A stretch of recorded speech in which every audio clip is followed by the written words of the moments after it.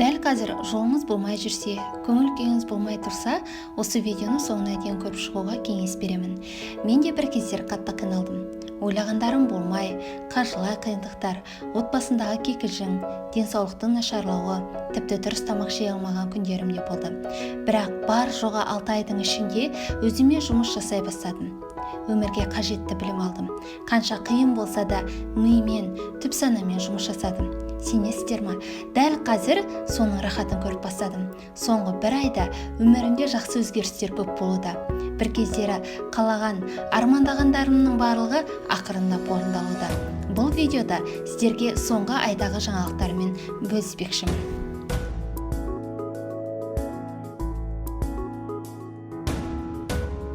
Айдың басында Әсем Байжановадан керемет нетворкинг кешкі шақырту алдым. Рухани білім алып, керемет жандармен дастархандас болдым. Қазіргі таңдағы әлеуметтік желідегі атақты жандармен араласып, танысып алдым.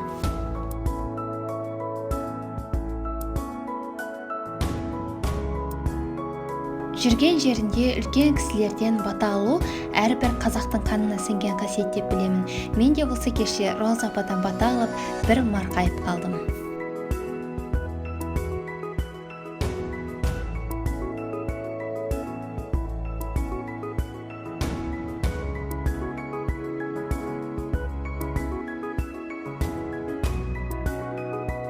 Одан кейін көпшілікке белгілі Гүлжанат Нұрышевадан Нұрсұлтан қаласына шақырту алдым.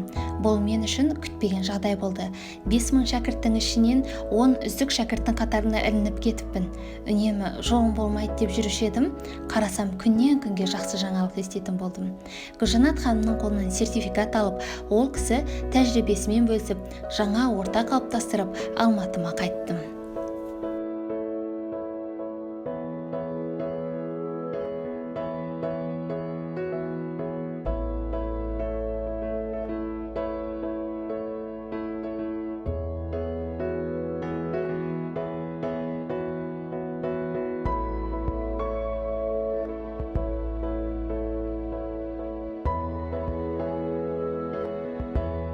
Адам бәріне білімнің арқасында жететіндігіне көзім жетті. Қаншама кітаптар оқып, психологиялық сабақтарға, марафон, семинарларға қатысуды әлі де қалдырмай жүрмін. Түсінген адамдар үшін Instagram парақшамда да біраз пайдалы ақпараттарды айтып жүрмін. Қазіргі таңда өзімнің сүйіктісімді таптым.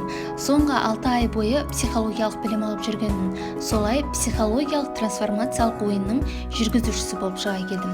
Бұл ойынды өзім алғаш ойнағанда сатып аламын, мені сүйіктісіме айналады деген ой болған жоқ.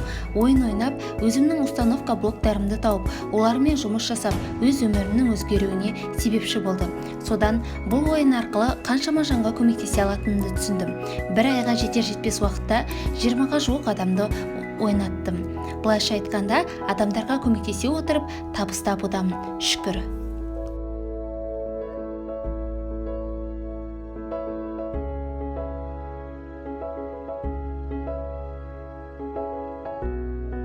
Осы айда мен өмірімде алғаш рет фотосессия жасаттым. Я білем, фотосессия жасату қазір өте қолжетімді, бірақ қиналып жүргенде фотосессия тұрмақ өз телефоныңа да суретке түскің келмей қалады екен. Сол үшін де бұл күн мен үшін ерекше есте қалмақ.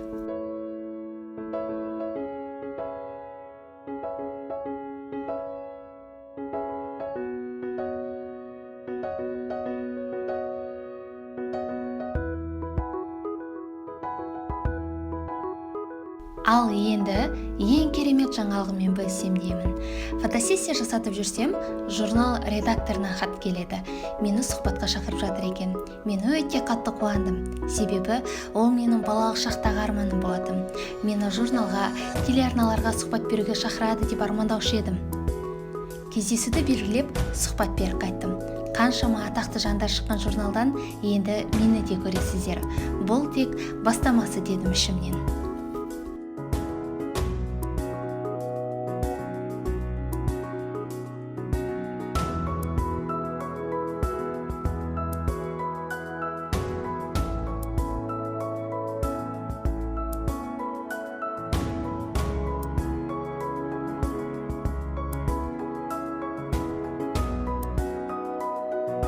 Армандарымның бәрін жазып жүретін жанмын.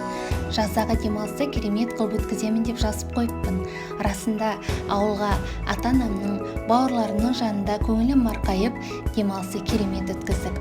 Бойдақ кезде ауылға барғанда басқаша сезім болатын. Тұрмысқа шыққан соң ерекше сезім екенін әрбір қыз баласы біледі. Ең керемет демалыстарымның бірі болды шыны керек. Себебі соңғы 1,5 жылда қыдыратындай болмадық.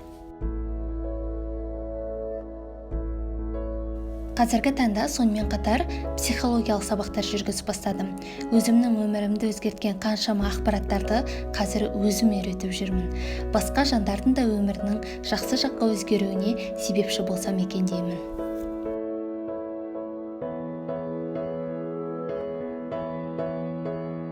YouTube каналымда да естен шығармаймын. Видео рецептілерді түсіріп те жүрмін. Маған арнайы мамандар не психологияны, не YouTube'да таңдай деді. Мен екі ісімді де жақсы көретіндігімді, тастағым келмейтінін айттым. Ол кісілердің айтқанын құрметтеп, өзімнің ішкі ұлжанатымды тыңдап, Аллаға тәуекел етіп, қатар алып жүруіме күш сұрадым. Енді сіздерден керегі тек қана қолдау ғана. Адамның жетістікке жетуіне қоршаған орта 70% әсер етеді екен. Өзім білім алып, дамып бастаған едім, ақырындап өзім секілді дамушы ортаға түстім. Айналамызда дамушы адамдар көп болғанын қалаймыз, бірақ алдымен өзіміз дамуға ұмтылу керек екенбіз. Бұл ортамен қыдырып та, қайырымдылық жасап та, білім алып та үлгеріп жүрміз.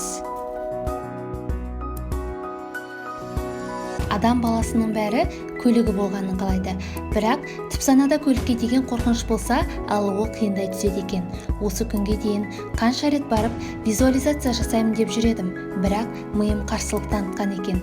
50 миллион тұратын арманымдағы жап-жаңа Lexus көлігімді қолыммен ұстап, көзіммен көріп қайттым. Алда жақсы жаңалықтар болса, міндетті түрде бөлісемін.